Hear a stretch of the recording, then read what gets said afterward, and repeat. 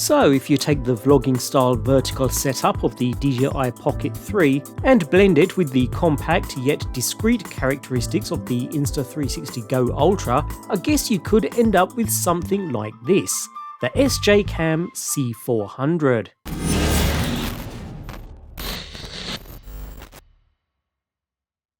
SJCam have a simple aim with this C400 to create an action camera that seeks to deliver as much modular support as possible, along with plenty of features, while keeping the price reasonable. Whether they've done that or not in practice, we'll find out soon enough, but the package certainly looks impressive, with the camera unit itself coming in this neat zipped hard shell carry case, a nice added touch. As for the unit itself then, with a mainly plastic construction, we have a two-piece design here. At the top is the main camera unit itself, which slides out of its hand grip housing, providing for a small and convenient solution. Not quite as small as the Go Ultra, not by a long way in fact, but smaller than many other typical action cameras. While the camera has this portrait-style orientation, the lens, housed on the front, does of course capture in landscape. In fact, it captures up to 4K 30 thanks to its 1/2.8 inch CMOS sensor. We'll see how that performs later. Otherwise, just below is a small 1.3 inch touch screen that can be used to control all features and functions on the device, as well as a single button. Otherwise, the rest of the unit is quite straightforward. A micro SD card slot on one side with capacities up to 512GB being supported, and a USB charge and sync port on the bottom. Note that because of the open nature of these ports, the camera unit is not water resistant. Not even splash proof in fact. You will need to use an underwater housing, which is conveniently included in the package though. More on that shortly. So while it is reasonably compact and lightweight, it certainly comes nowhere near something like the Insta360 Go Ultra. Something to bear in mind if small and discreet is your primary goal. Nevertheless, at only 54 grams, it's certainly light enough and incorporates a 1250mAh internal battery, good for around 2.5 hours of video capture, depending upon chosen settings of course. When placed into the handle, where it's secured with this latch system, the module has an extra 3000mAh battery power available to it, providing a manufacturer-stated 7 hours of shooting time, easily enough to get you through the day. So while the camera has a USB-C connection, which can be used to charge the unit of course, it's also used for connecting to the handle so that the two pieces can communicate.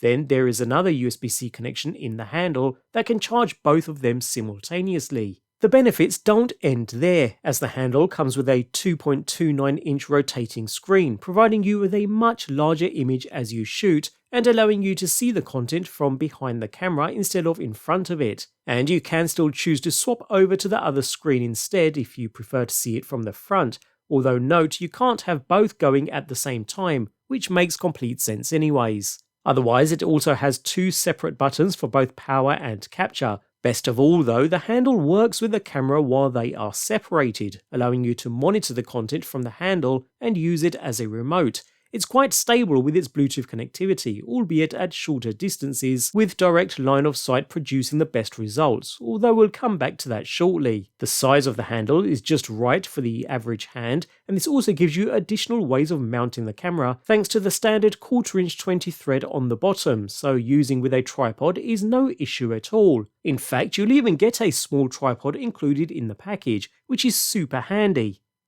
Talking of mounting then, the camera itself doesn't have any direct mounting option. Instead, you'll be provided with a decent bunch of accessories ranging from a tether strap, your basic action adapters for mounting to objects with the standard finger-style mounting system, as well as a case to clip the camera to something such as your clothing, and even a magnetic neck pendant with a very strong magnet attachment.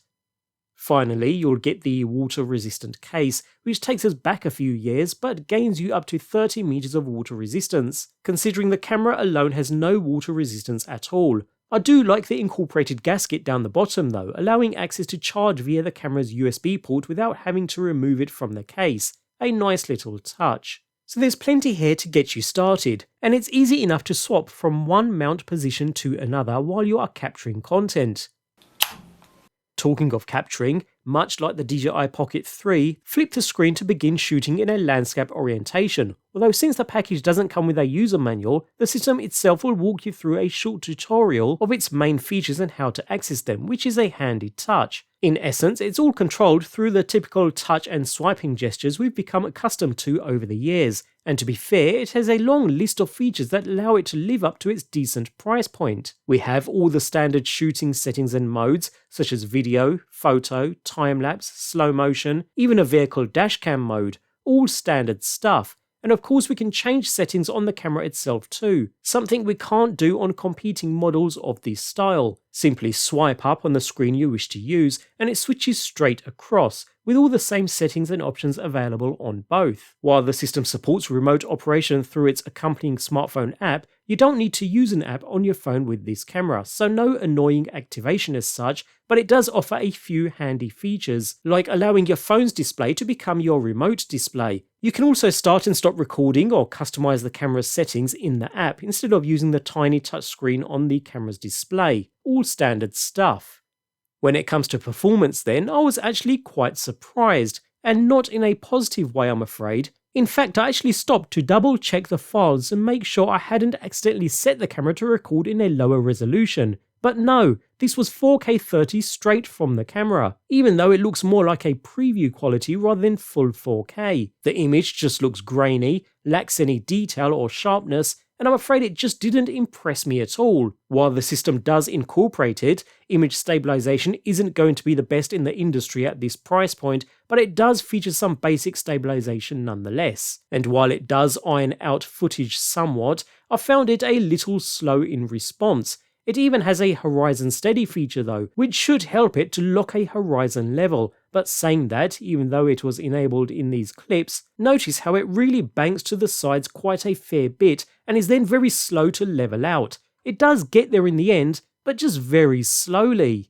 Surprisingly, capture under low light is kinda usable. I mean, the image appears dark overall as the sensor struggles to let in enough light, but there wasn't as much artifacting as I was expecting. It's certainly usable under the right circumstances, which is a positive. Still, image quality is okay, but again, if you have nothing else to take images with, it gets you something as opposed to nothing, supporting resolutions up to 16 megapixels. But even so, it's best to stick to your smartphone for still images where the quality will be miles better. Finally, I also noticed that the built-in microphone doesn't really have much range. It'll do the job, enough to get a feel for the surroundings at least, but if audio capture is important to you, you may be better served with an external solution. A completely external solution in fact, since the unit doesn't support external microphone connections it seems, which is a shame. Okay, so this is just to give you an idea of the kind of audio quality you can expect to achieve. The camera is around an arm's length in front of me, and all of the audio you're hearing at the moment is being picked up by the C400, but just to give you an idea of the audio quality you can expect to achieve. So the SJCam C400 sits somewhere between budget and premium action cams, but I'd say the capture quality roughly sits at the budget level too. Saying that, if you're looking for a unique action camera setup that lets you detach the camera for flexible shots and monitor footage with a larger rotating display, the SJCam C400 is a fun option. The battery handle really does make filming easier, especially when you're on the go. It's like having a built-in tripod handle and display in one. And the mounting options included in the box give you plenty of ways to use the camera module straight away. But that's kind of where it ends. I really did want to like this, but the video capture quality just isn't there and looks more like preview quality. Not something I'd expect even from budget cameras nowadays. Images just lack colour and any kind of detail, which is a shame. On top of that, the built-in mic didn't really impress me either. It would be better if you could plug in an external one, but you can't. So don't expect perfect audio, especially if the camera isn't close to you. In essence then, while the C400 carries a nice design with a variety of features and shooting options, especially with the array of accessories included in the box, I'm afraid that's where it ends. The capture quality just wasn't there, certainly not near the quality I would want to incorporate into any of my video projects.